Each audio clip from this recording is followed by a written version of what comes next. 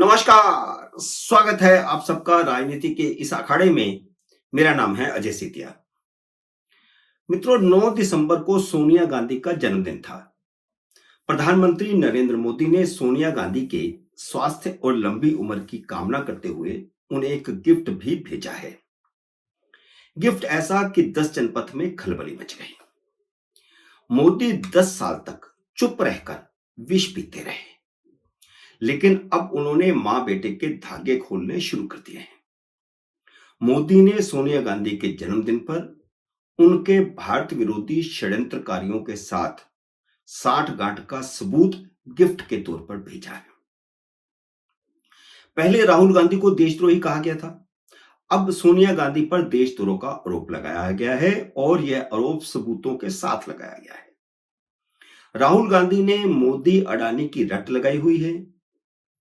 राहुल गांधी ने संसद भवन के भीतर फिर एक ड्रामा किया है, जब उन्होंने मोदी और अडानी का मुखौटा लगाए 2 सांसदों से बातचीत की, इंटरव्यू किया और फिर उसकी रिकॉर्डिंग भी की।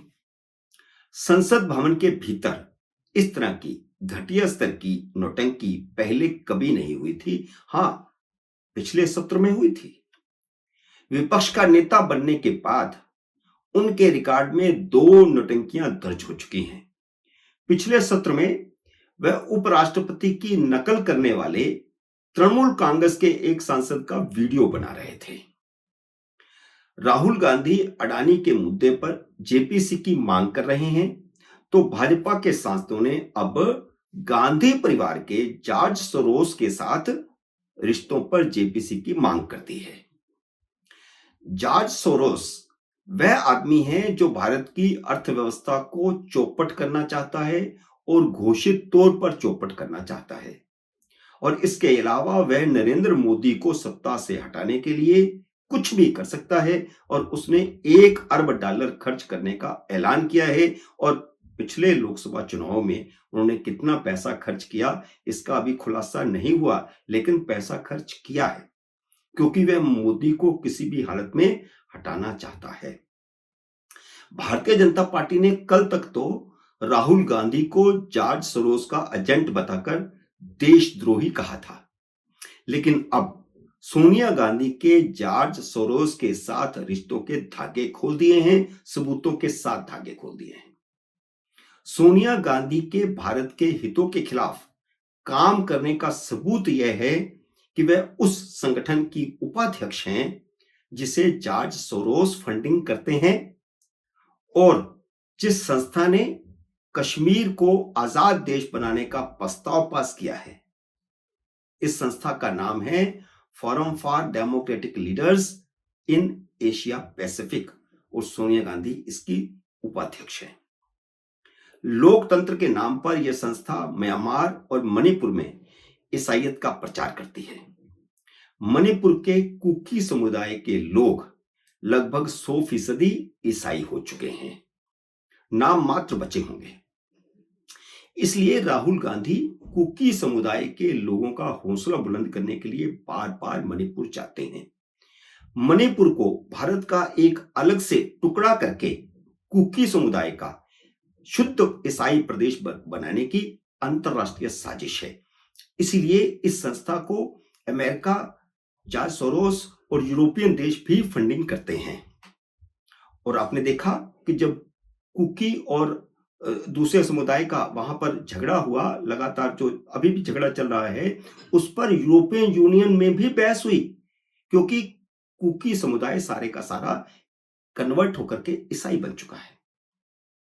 इसलिए राहुल गांधी बार बार कुकी समुदाय के लोगों का हौसला बुलंद करने के लिए मणिपुर जाते हैं और कांग्रेस के सांसद बार बार प्रधानमंत्री पर मणिपुर न जाने का सवाल उठाते हैं।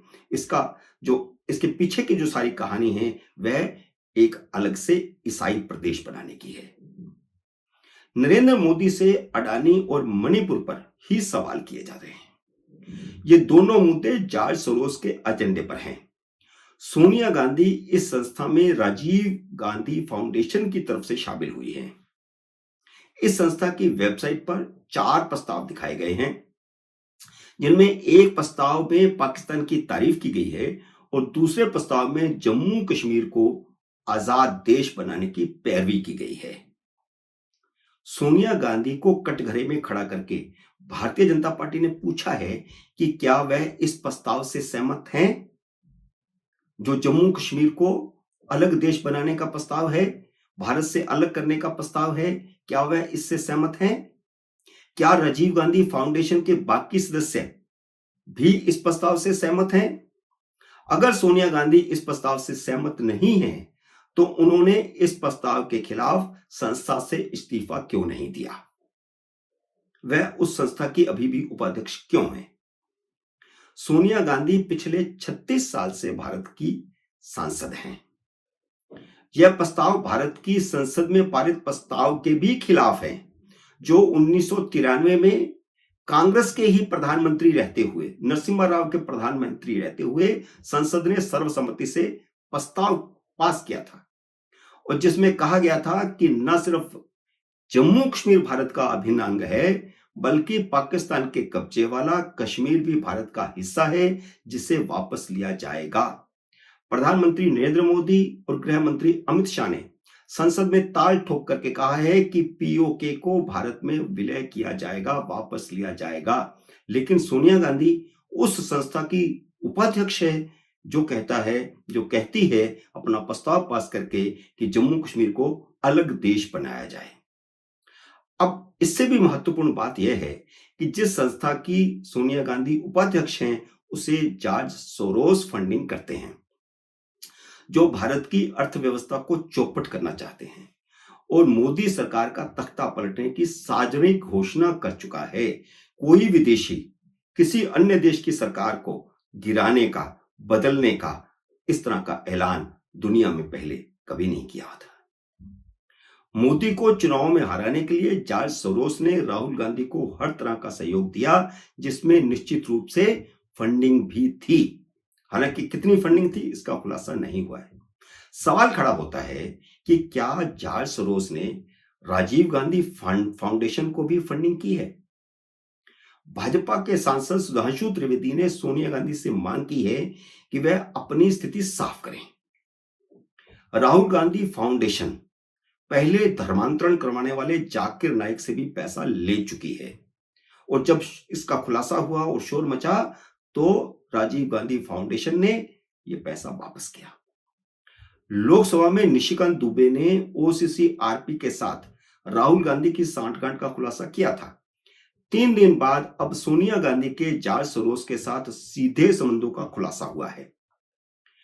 कहने को ओसीसी आरपी संगठित अपराधों और भ्रष्टाचार के खिलाफ पत्रकारों का संगठन है, लेकिन ओसीसी आरपी अमेरिका की डीप स्टेट के लिए काम करता है और अमेरिका का डीप स्टेट, जिसमें जॉर्ज सोरोस भी शामिल हैं, वह ओसीसीआर को फंडिंग करते हैं। ओसीसीआर पिछले लंबे समय से भारतीय उद्योगपति गौतम अडानी के खिलाफ तरह तरह की खबरें लिख रहा है। पिछले दिनों गौतम अडानी की ओर से कुछ राज्य सरकारों को ग्रीन गैस सप्लाई के लिए कथित तौर पर रिश्वत देने का आरोप भी ओसीसीआरपी ने लगाया था। हालांकि जिन सरकारों को रिश्वत देने का आरोप था उनमें उड़ीसा, राजस्थान, आंध्र प्रदेश, तमिलनाडु और छत्तीसगढ़ की सरकारें थी। इन सब राज्यों में उस समय गैर भाजपा सरकारें थी, जिस समय का जिक्र किया गया है शायद 2021 का। राजस्थान और छत्तीसगढ़ में तो कांग्रेस की सरकारें थी। राहुल गांधी ने अपने पूर्व मुख्यमंत्रियों से नहीं पूछा है कि उन्हें रिश्वत मिली थी या नहीं मिली थी।